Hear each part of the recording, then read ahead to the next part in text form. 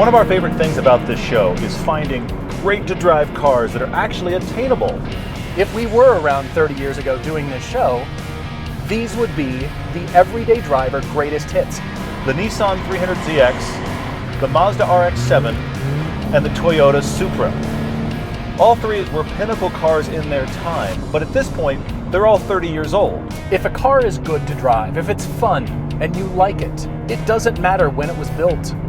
All that matters is the car community's willingness to maintain it and keep them running. So how have they held up? And more importantly, why are they going up in value? Are they as great as everyone imagines? Are they the thing that the internet says you must drive this, own it, never give it away? What are these cars in relation to modern cars? And are they worth it? You're watching Everyday Driver. We make a TV show, podcast, and YouTube channels dedicated to great cars, driving adventures, and helping you find a car you'll love. subscribe and hit the bell so you don't miss a thing.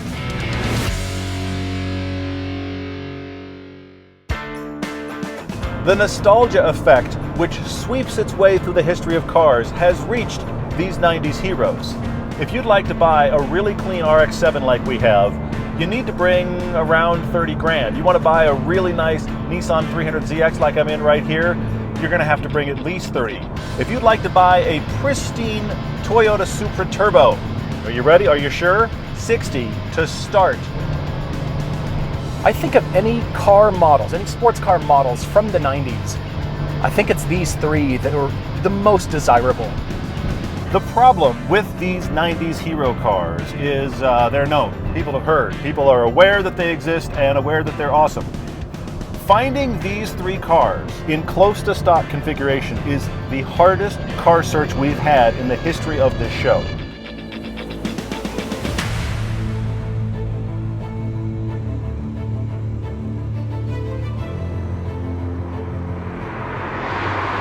We're starting our drive in the 1991 300ZX twin turbo. It was a spaceship dropped from the heavens that said, Nissan is thinking independently and they're doing their own thing. This 300ZX was an instant icon. When it came out, it had a Super Bowl commercial directed by Ridley Scott. It played once, and then everybody thought, wait a minute, that showed a 300ZX outrunning everybody. Other cars, a motorcycle, a jet. That encourages fast driving. We shouldn't play it anymore. Then there was even more famous Ken and Barbie commercial. Now, according to Nissan, it wasn't actually Ken, Barbie, and G.I. Joe, but a G.I. Joe came to Ken and Barbie's house and stole Barbie away. Also banned, and Mattel sued Nissan. This 300ZX is one of those designs that is timeless. It's so clean, there's nothing here. There's no extra anything on the 300Z. It's defined by the headlight shape and those really distinctive rear taillights that made it look like no other car.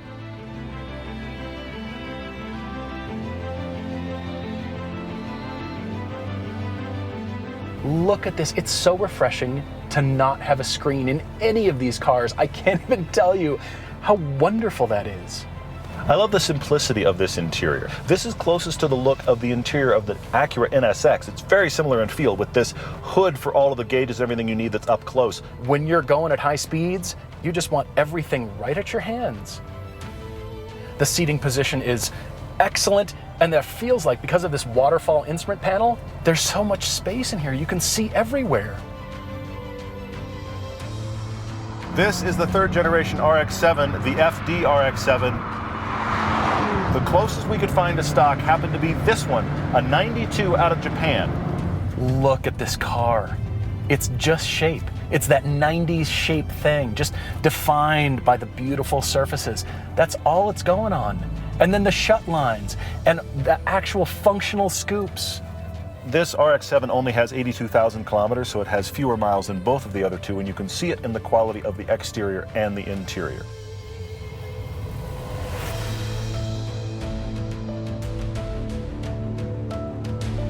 Everything is so beautiful and delicate and thin. You don't have to pack a wiring loom or an airbag behind something. That's what I love about 90s design. That's what I love about these seats. No one walks up to the RX-7 and thinks that's a 2+2. It is a 2+2.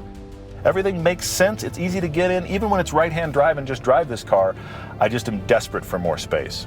This car is harder to get into than my Lotus Elise, and it has less space once you're in. I cannot believe I just said that sentence.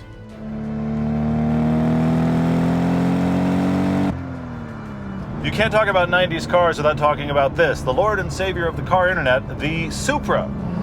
I had this car on my wall. I ripped the magazine ad out of the magazine and pinned it to my wall immediately when this car came out and was introduced in '93. The headlights are unique. They do dominate the look of this car, but I still think it's the taillights and the wing that say Toyota Supra forever and ever that make it so distinctive and that make it so desirable. The hood and IP is far taller. Now this is a 98, so it's not the very early 90s. It does have dual airbags. It's got more safety features. This is the other 2+2 on this chute, and these might actually be usable back seats. You could possibly get someone back there if you needed to, as long as your passenger was short.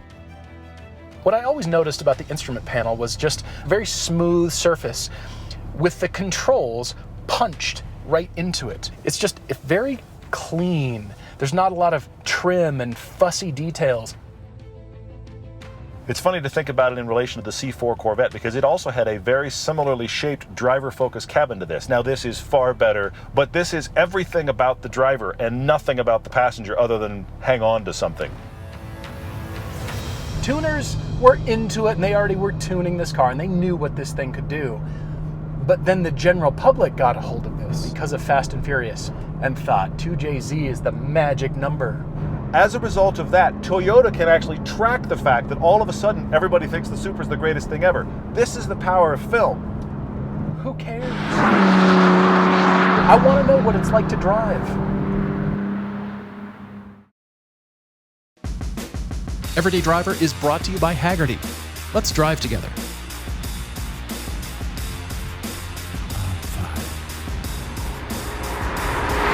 This 300ZX with 74,000 miles and a very light tune, it's pretty close to how the car was stock, and it feels great.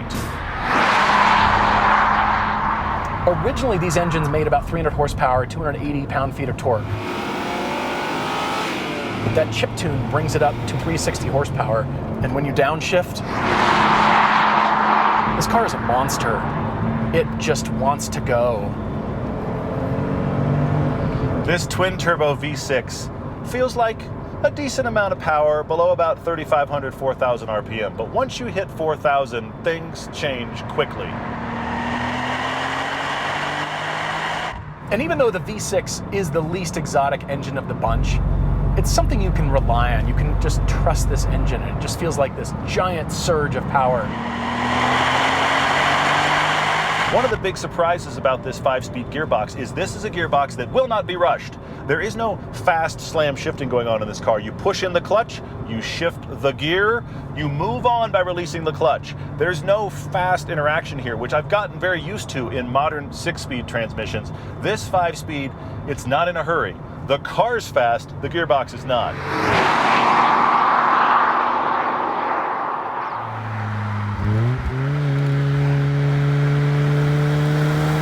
I'm on the other side of the car. This is a right-hand drive FD RX7. This one has a minute engine. The other two both have big 3 liters. This has less than half that. A 1.3 liter twin rotor Wankel rotary engine. And it has 2 turbos. It spins and it spins and it spins, and just when you think the spinning is all done, that's when the real spinning starts.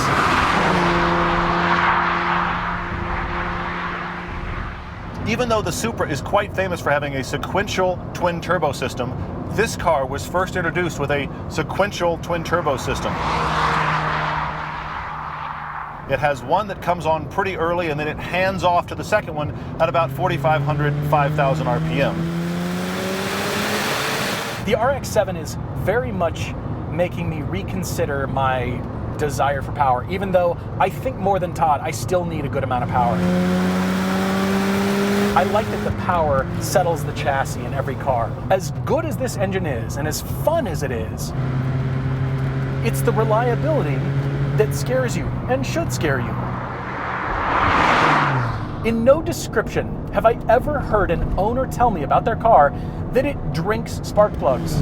That's right, every 8,000 miles, this little rotary engine uses up 4 platinum-tipped spark plugs. If the apex seals go on this car and it actually drinks all of its coolant too, that's the other problem with this car. Despite Mazda, the car company, being focused on driving dynamics and reliability, it was only Mazda that stuck with the rotary, and I'm glad they did. Sort of. You know what happens when pretty much anything goes wrong with the engine on your rotary? Rebuild. Or, you know what? Probably just buy another engine. The owner of this car just went and bought another engine. It needs love. Yes, you're going to have to be good to it, and when it goes wrong, it's just going to go very wrong.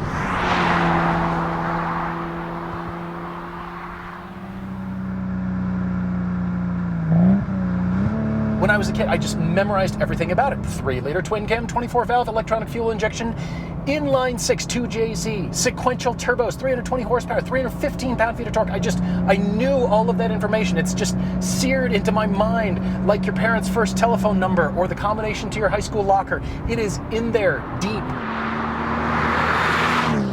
This is the closest to a stock Supra we could find, and it still isn't exactly stock. Now, of course, it has a huge exhaust out back. It does have a downpipe and a slight tune. Even though it still has twin turbo, he has switched to the parallel configuration turbo because the sequential nature of the original turbo system was very hard on the second turbo. It would cause premature wear. Without the sequential turbos, which came on as low as about 1800 RPM, this does have the 90s classic turbo feel of the fact that it's got a decent sized engine up front. It can move the car, but you don't really feel like, oh, that's what we're talking about until you hit those turbos at about 4,000 RPM. All 3 of these feel mechanical, but I think it's the Toyota that just feels much more than the other 2. I'm getting gearing, I'm getting pistons, I'm getting mechanical interaction. That's part of the love here. Unless your idea of fun is only drag racing, I'll tell you a secret. You don't need a 1,000 horsepower Supra. A 1,000 horsepower Supra is not the way that the Supra becomes fun. It's fun below that. That's not what Toyota designed it for. That's not where their headspace was at. They wanted to leave this kind of a combination between good track car, good sports car, and a bit of a GT car, and that's exactly what this feels like. This is the only one with a 6-speed gearbox. I mean, woo, new modern technology. There's 6 speeds in here. They're pretty well spaced, and the gearbox has the shortest throws of all 3. The clutch on the 300ZX was far more difficult than this. This car's just easy to drive. This car has 155,000 miles on it, which means you think, it's not going to be very good. How easy was that downshift right then? This engine has no problem doing this. With as much mileage on it as it is, it still feels fresh to me. It still feels good.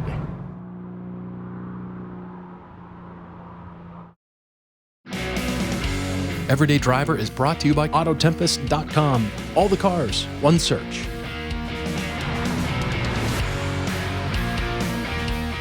The steering rack here is slow. The steering rack on all of these is slow. It's about 17 to 1. Now, most cars you buy in the modern time have a faster steering rack than that. They have quicker turn-in.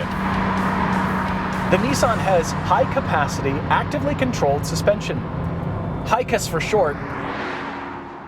That means really just four-wheel steering. In the 90s, one of the automotive journalism metrics was slalom. And so Nissan produced this system with slalom capability in mind. Now the problem is, it waits until you get enough steering for it to go, oh, sorry, is it my turn? Halfway through a corner, this changes from about 17 to 1 to about 14 to 1. But it does it at the point in the corner where you didn't account for and suddenly rotates far quicker, so you have to unwind a little bit, which means I agree with most owners who disconnect the HICAS system and just go with a regular system. They'll deal with the slower steering ratio. That's just fine. If you're going quickly on a road that has high visibility, long, fast sweepers, you will love the handling of this car. When things get really tight, is when it feels like it struggles a bit. It doesn't ever shed its weight and be like, I'm light and agile like the RX-7 does. However, it does handle its weight very well. Everybody looks at hydraulic steering as the steering feel to have, and they are not wrong, because you can feel everything. Even in a heavy car like this, there's still road information available. There's still car movement and balance information available. That's why the electronics are replicating this and will always chase these cars.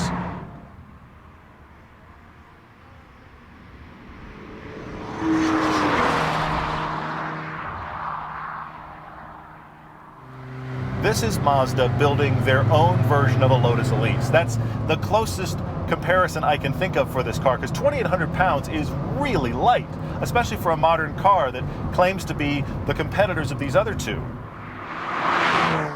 It's like you on your best day playing the sport that you grew up playing, and you were on top of your game. You were having the best game of your life. Your body didn't feel it. You just absorbed the blows, and you were in it.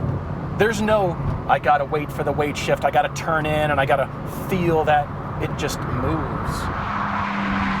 There's no question this is the rawest driving experience of all three of these. This is the most focused driving experience. This RX-7 has the fastest steering rack of these three, but it's fast comparatively. It's not fast by modern standards where we drive a lot of things that are 11 or 12 to 1. This has about a 16 to 1, but this moves itself so well because it's so much lighter. It feels like it is directly balanced on the top of the pin, right underneath the gear stick. It just rotates perfectly around the middle of itself. The steering feel in this is so brilliant. It's the balance of the car. It's the lack of weight in the engine. I think this is what everybody should experience. I think this is one of the benchmarks for sports cars of all time, and it's 30 years old. Mazda does a really good job of infusing some handling into any kind of car they make, but I really think this third gen FD RX-7 may be the best driver's car Mazda's ever made. I really think it could be. This owner has put a lot of time and energy and money into making this car run, and it's absolutely brilliant, and I understand now, and it's suddenly made me want an RX-7.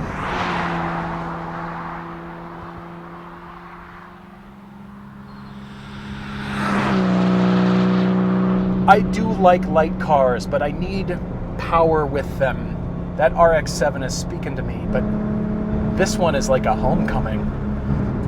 It's fluid, it's natural. It could be lighter, but it was pretty decent for the time.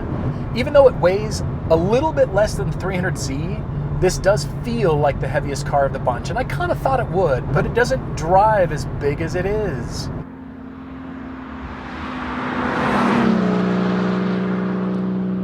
In spite of the engine of this stealing all the glory, the truth was this did other things well too. The turn-in is very good. For a car this big, it handles really well. It never feels smaller, but it handles very well. Also, the brakes were superb. When this car was tested in the late 90s, it broke braking records of many of the testers, and many of those records stood for years.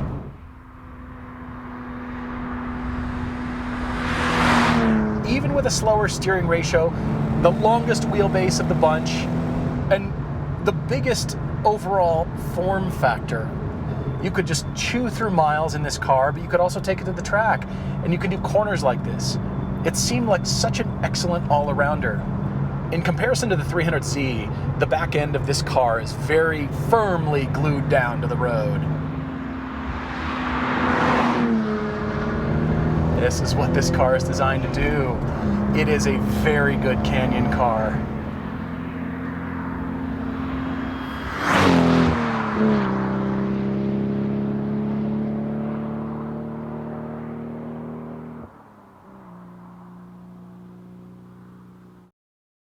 Everyday Driver is brought to you by Covercraft. Use the code EVERYDAY21 for 10% off your order. With all of these cars, all three feel honest about who they are and what their designers and engineers set to accomplish. I would aspire to any of these cars, and that's just it. With the car community's help, and I mean It's the entire community that revolves around them, including the manufacturers, to keep these cars running. But don't you dare let them sit. Don't you dare. They're made to be driven. They're made to get out here and experience it. Because the roads didn't change from the 90s. The cars did. Who cares that a car can do all of this faster? I'm still feeling all of the individual elements that make this one what it is. This is a car that you hop into now, 30 years later, and you just want to drive it cross country, down the best roads you can find. Let's just take that car across America. I'm in love with this car. It's phenomenal. And then I think of the maintenance. I want it badly, and it remains something I never want to own. And if I wasn't just feeling this tension in the back of my head at all times that it could go wrong at any moment, this would be a top 10 car I've ever driven. The owner gave us a list of things, noises, creaks, oddities that he just said, that's normal, it's fine. And even though he has spent a ton of money and time making this probably the cleanest RX-7 I've seen in the past decade, I am worried.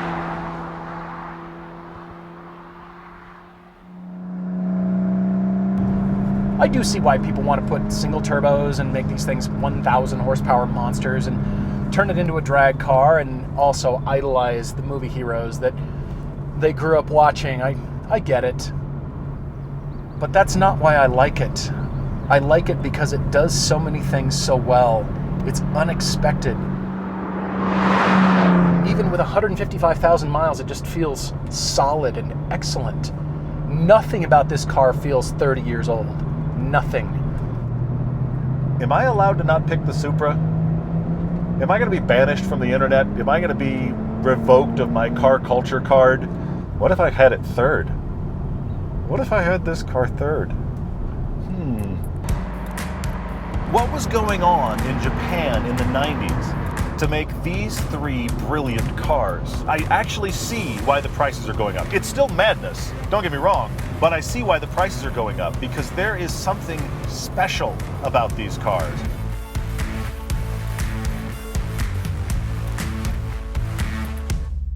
Where's the Mitsubishi 3000 GT Yes. VR4 and Yes. every Skyline ever made, And the NSX. and NSX, and name all the other cars that are missing. But I think we've chosen correctly. These still are benchmark cars because of their driving capability, but we can't just say they're all good and they all get a good gold star, and we have to actually pick them in order. So where are you on that? You know, that RX7 is superb. It is excellent, yeah. And it's because of this engine that I don't want in the car that gives it this great rotation. It's so neutral going into things, and Yeah. I love it so much. The question comes down to the 300Z or the Supra. You can't go wrong, right? No. But I will say the Supra, interestingly, is third for me. Third, and the RX-7 is first? I am very surprised you went there, and I surprised myself because I came into this kind of knowing, I think this is gonna be my 1, 2, 3. I was wrong. As much as I like the dynamics of the RX-7, I have to put it third. I can't get over how great it is to drive. It's so great. And then I get out and I'm just like, okay, I can breathe again, and the engine didn't blow up on my watch, which is good. So that's why it's third. I had a real debate between the Really? Supra and the 300ZX. A real debate between the two because there's a lot of similarities there, and I already liked the 300ZX coming in, and Yeah. I was surprised at how similar the Supra felt. But I've decided I'm going to endure the internet hate, and I'm going to pick the 300ZX over the Supra. There's gonna be internet hate. There is, But there that's is. okay. It's personal preference. If you get a chance to drive these, you must drive these. I think anybody that is a driver would love driving all three. The only thing is, good luck, because you're not finding stock ones. The Z-Car is my number 2 choice because of its styling, but primarily because of its enduring balance between being a proper GT car and being a sports car. But there's a car here that will always beat the Z-Car and the Supra because of its timeless dynamics. I loved this car for years, and then I owned one. Not a great one, but I owned one. And I fell in love with it so much, I started this show. The 300ZX was the car that inspired me that everybody should have a car they love. It was the car that got me talking to Paul about we should do a car show. That's how much the 300ZX means to me. And when I drive one like this, that is right, I remember all of those things about my prior one and all of the things I hoped this car would be. It's all of that. I love this thing.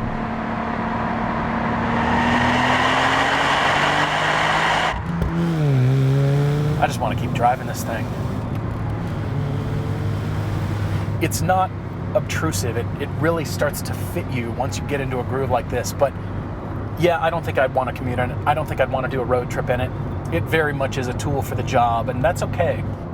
My two biggest problems with the RX7 are that I don't fit, which can't be fixed.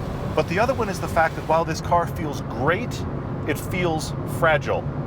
It's like you're watching one of those waif-like ballerinas and you can't believe how agile and capable she is, but you also wonder if she just might fall over and break at any time.